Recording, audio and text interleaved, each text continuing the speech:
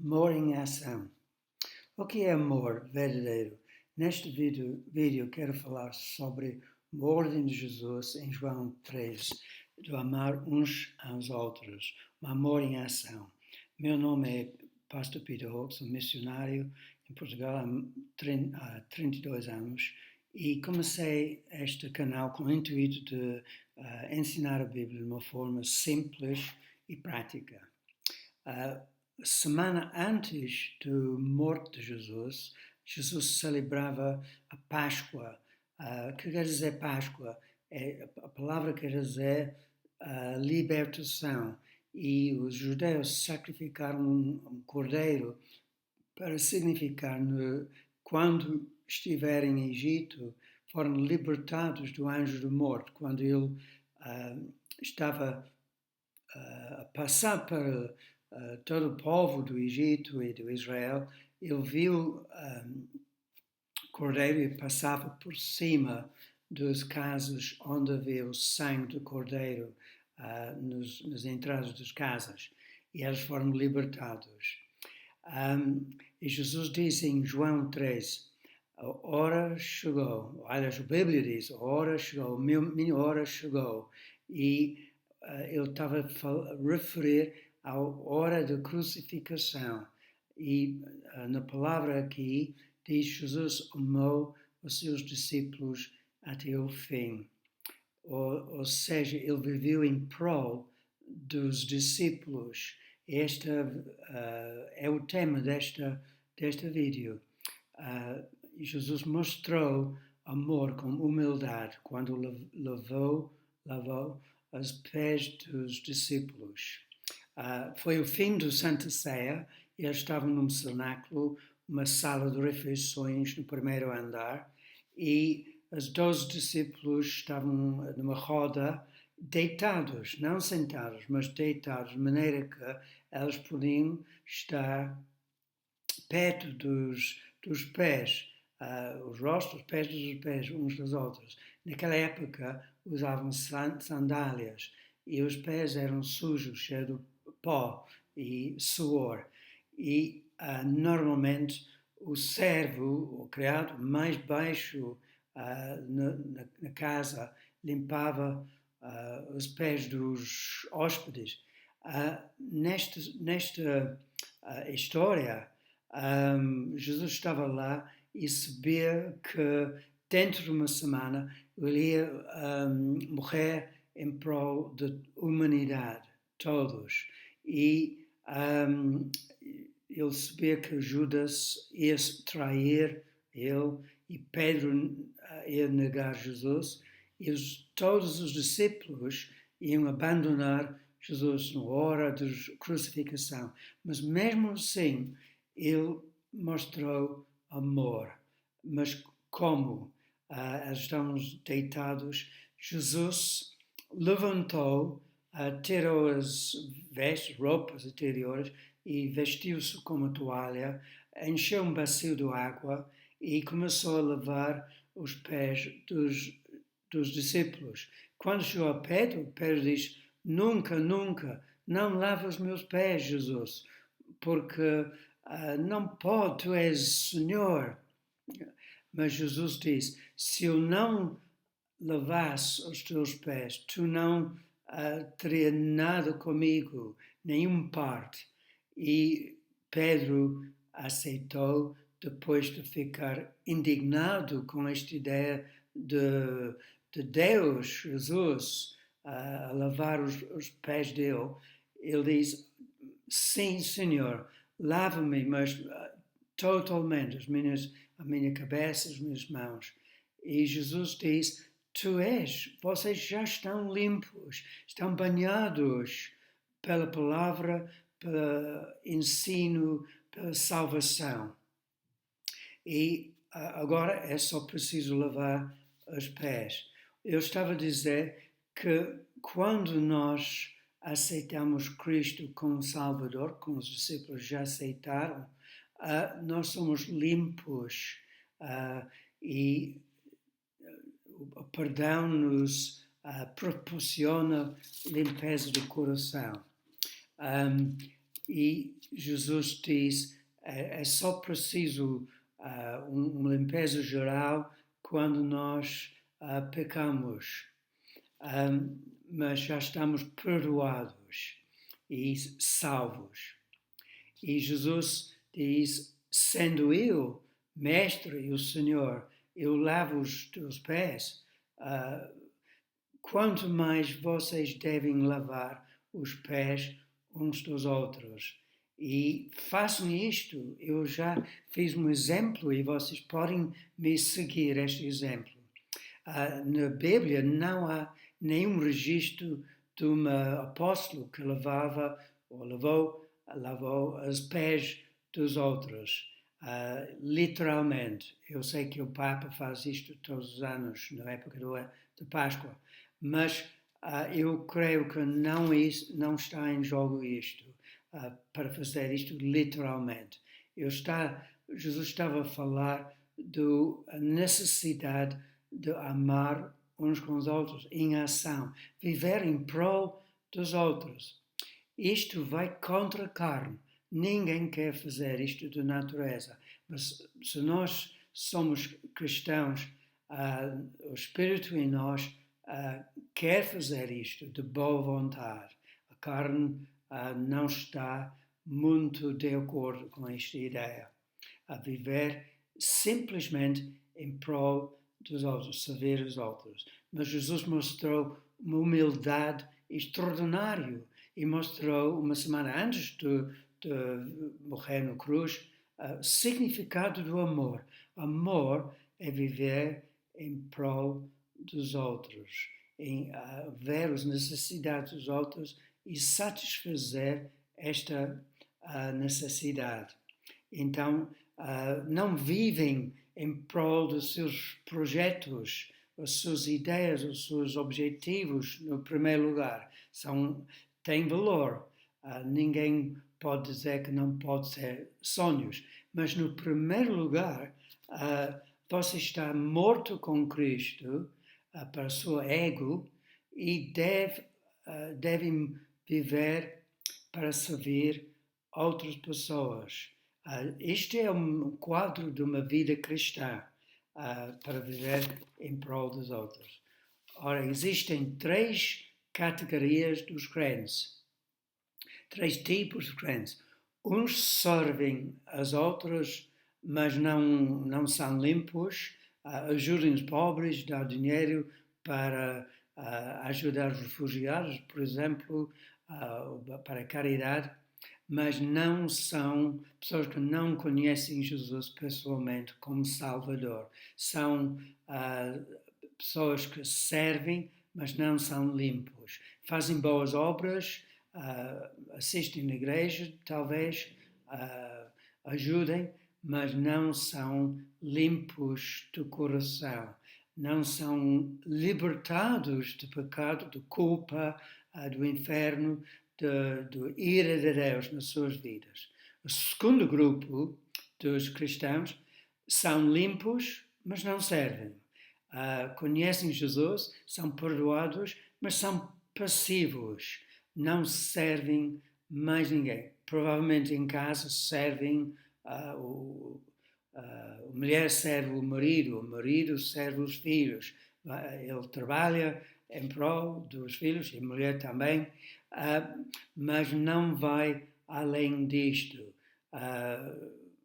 Provavelmente vai à igreja, assiste aos cultos, mas esta capacidade de servir aos outros aos faltem esta vertente de servir aos outros. Pessoas podem arranjar desculpas para dizer que eles não têm tempo, não têm forças, não têm capacidade.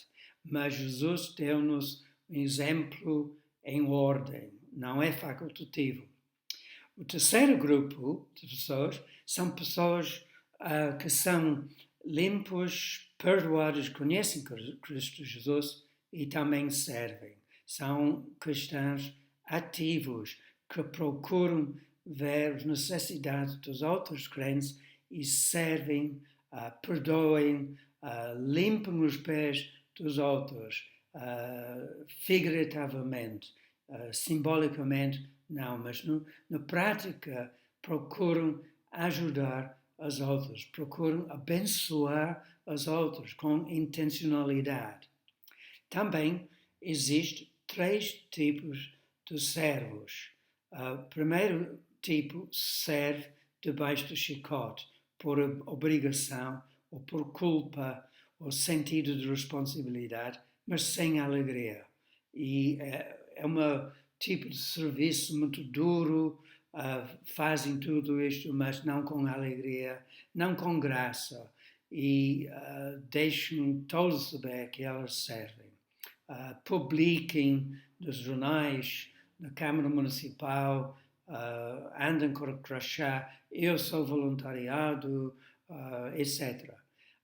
Mas o segundo grupo de servos são mercenários, servem para receber dinheiro, fama, elogios dos outros, servem para recompensa, servem para sentir orgulho, são amados, não servem por alegria. Eu também fiz isto antes de conhecer Cristo. Eu ajudei o padre todas as semanas. Nós fomos dar comida aos sem-abrigos debaixo dos pontes, um lugar na terra, mas também debaixo do ponte antes de chegar ao rio. Nós damos sopa e comida. E a conclusão que eu tirei deste serviço, que eu fiz, eu senti um orgulho muito grande daquilo que eu fiz. Então, a motivação pela qual eu usava para fazer este trabalho foi orgulho. E Deus não agrada com orgulho.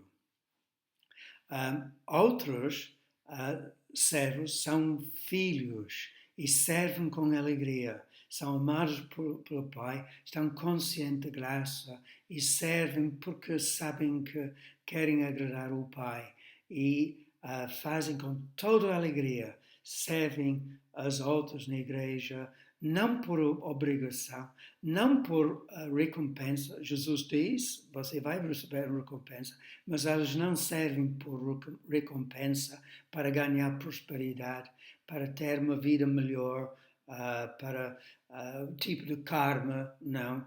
Elas servem porque elas querem servir com alegria e são conscientes da graça de Deus. Servem com humildade, não publiquem o serviço que eles fazem aos outros.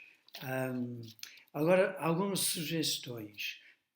Como é que podemos viver em prol dos outros?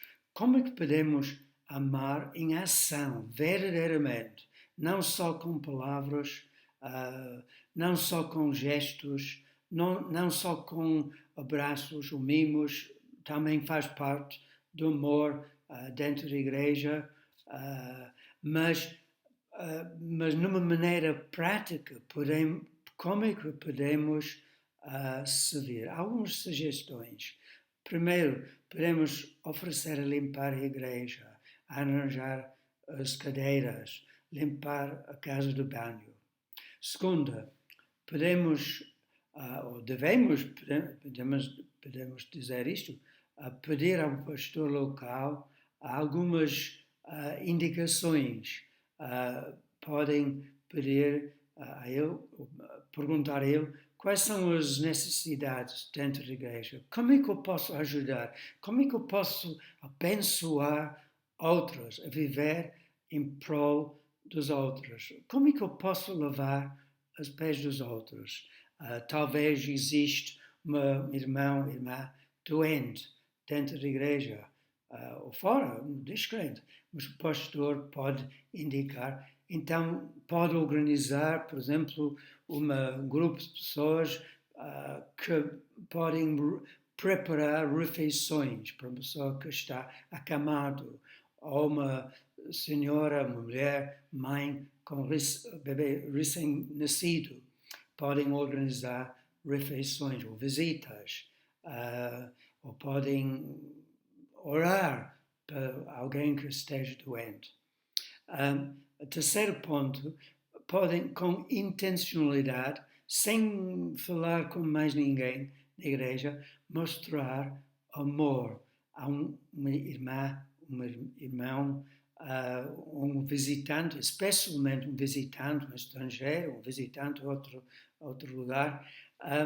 Fala com ele e mostra interesse, mostra amor, escuta história desta pessoa. Talvez um seu irmão ao seu lado está a sofrer, está a lutar. Você pode fazer perguntas discretas, não entrar em pormenores para depois bisbilhotar, não, mas ficar a informação consigo, mas escute com atenção e mostra amor e talvez ofereça um conselho, se for necessário. Muitas vezes as pessoas do nosso lado não querem o conselho, mas querem um ouvinte. Qual foi a última vez que você foi ter com alguém na igreja, desconhecido, um irmão, irmã, e perguntou como está, mas não com uma coisa rápida e depois você vai embora. Não. Como está, com sinceridade, e ouve o problema, ouve como o irmão está. A quarta coisa que pode fazer é oferecer tomar um café com o irmão, num café ou restaurante, ou convidar um irmão para uma refeição no restaurante, ou convidar um irmã para a sua casa, uma família. Por que não oferece uma refeição? Mostra amor na prática, não só com palavras. O apóstolo João diz isto: não ama com palavras, ama na verdade, ama, perdoa, mostra amor. Não só diz que tu amas os irmãos, mas mostra amor. No quinto lugar, procura utilizar os dons do Espírito Santo dentro do culto ou fora. No livro de Romanos, capítulo 12, fala do culto racional, ou seja, um serviço racional. Esta é a palavra no grego, é serviço. Como que podemos utilizar os dons do Espírito que Deus nos concedeu? Por exemplo, o dom da fé, o dom da música, não está mencionado, mas existe um dom de música,